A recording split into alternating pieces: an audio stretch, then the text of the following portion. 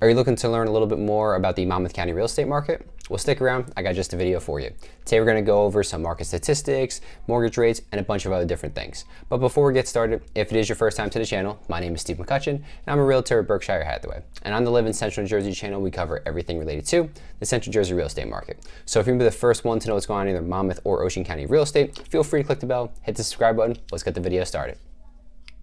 To kick us off, we're going to talk over some market statistics real fast. Now, I'm sure what's on everyone's mind is going to be the price point. Well, throughout the entire year, Monmouth County had a median sales price of $680,000. That is up just under 10% from 2023, which was $620,000. So obviously a pretty significant jump, but also relatively common from what we've seen in the market since COVID happened, realistically. So the last 4 to 5 years, we've seen close to, if not definitely, double-digit increases in price over that time frame. Now, where does that rank up with the rest of the U.S.? Well, the median sales price for the entire U.S. is going to be $409,000. Certain areas are going to be more than others, right? So the Northeast and the West, which has obviously California, then you got New York, New Jersey, and those areas, they're going to be, significantly more than some places in the Midwest or the South in a sense. So while it is a pretty hefty jump, where does that add up for, I guess, that's the Northeast in general? Well, in the Northeast, you're looking at a median sales price about $438,000 some change. So still, Monmouth County is a pretty significant bump up through even that just their geographic location as well. So it is relatively kind of expensive to live here in Jersey, and just the price points on the homes kind of tell you that.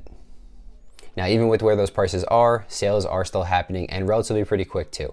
Monmouth County's days on market is only 16, and we have an attorney review period involved in that. So from a day a home is listed, gets an offer accepted, goes into a review period, and then goes pending is how that is kind of calculated. So even with the attorneys getting involved, if a home is well priced, well marketed, and relatively updated, it's going to go fast here in Jersey, and especially in Monmouth County, where it's a pretty popular area, I would say.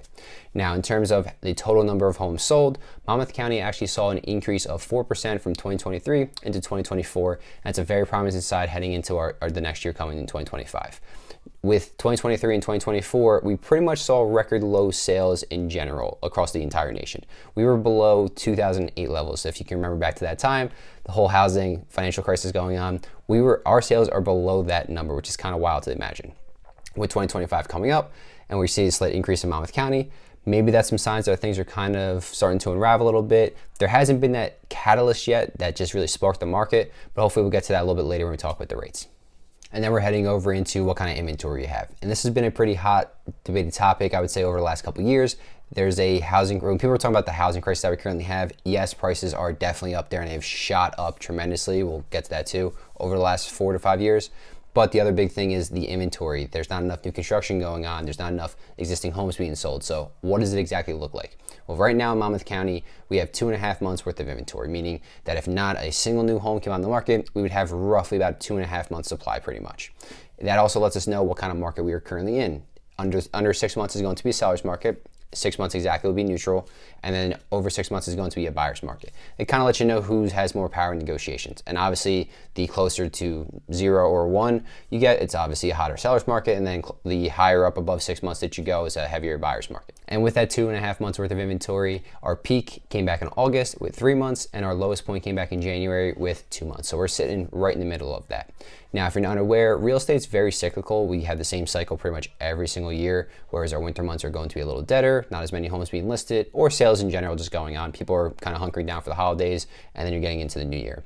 Once, pretty much after Super Bowl hits, that's when things start to pick up a little bit. If you're thinking about listing your home during the springtime, you're getting ready for the summer, when maybe the kids are out of school and you're getting ready for them to move.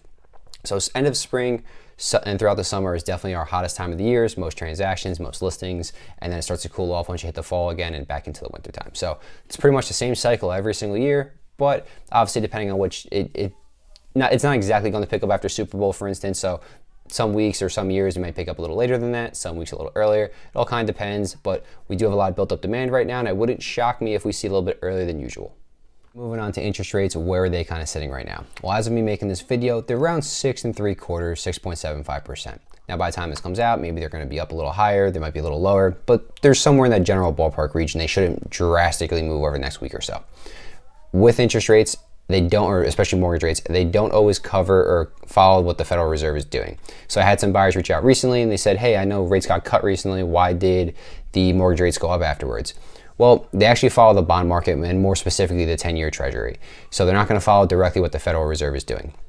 On the flip side of things though, most times before a Fed meeting and they kind of hint at what's going to happen anyway. So the price of the mortgages is typically baked into it already. So unless a drastic change happens within that time frame, or like a surprise happens at the meeting that comes out, more likely than not, the mortgage rates typically don't move too much. They actually move in the previous 2 to 3 weeks before the meeting starts. So that's kind of what happens with the mortgage rates. And with the rates dropping back under 7%, we are starting to see a little bit of new mortgage applications in the process. Ironically, they're actually coming from the refinance sector, which is a little different for rates being at 6 3/4, right? You don't typically see that. But if you remember within the last year and a half, we had rates were somewhere in the high 7s, maybe even the low 8s for certain borrowers. So that 6 3/4 looks pretty dang good if you had to ask me, right? That's a relatively significant drop off from monthly payment right there. So it would make sense for those people to refinance. And on the flip side, for new purchases, the lower we get, I would say once we see a 5 in front, that's probably going to spark a more dramatic shift in the buyer's market. I don't know if we get there within 2025, more likely probably not, I would imagine, because they have to come down ever so slowly, right? If you just drop the rates from, in the 7s to then the high 5s or mid 5s, Armageddon would just break loose again. We just mentioned how we have no inventory or not a lot of inventory. Well, if all the buyers just came back to the market and not enough people listed their houses, because the new construction ones aren't going to be built in a couple days, the pricing and bidding wars would be absolutely astronomical again, and the market would suffer heavily from even lower inventory, prices going too high for those first-time borrowers, and it would just be an absolute crapshoot again. So that won't happen anytime soon, but it is nice to see these slow decreases, and as people do, as the rates start to come back down, people will start to put in new mortgage applications for purchasing, and on top of that, also refinancing too. So with everything we talked about, where do I kind of see the market going and heading? Well, realistically, more likely than not, we're probably going to see a similar 2024 in the 2025 market. I don't really see a massive shift happening just yet.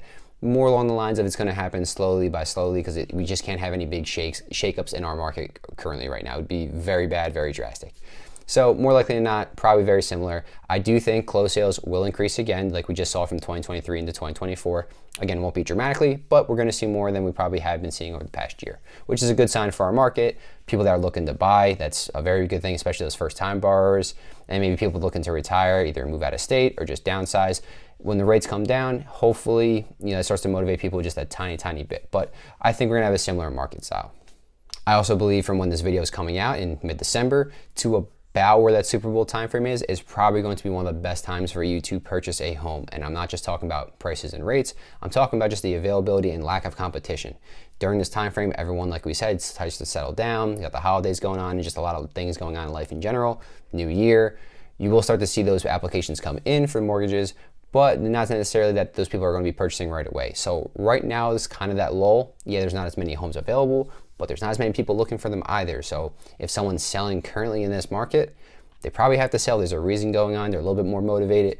I'm not saying you're going to get lucky and be able to negotiate with a price, but you might not be dealing with 5 or 7 or 10 offers on a place, maybe only 2 or 3, and that's a lot more realistic to possibly beat out and win. So right now, definitely a really good chance to buy, at least in our current market here in Monmouth County.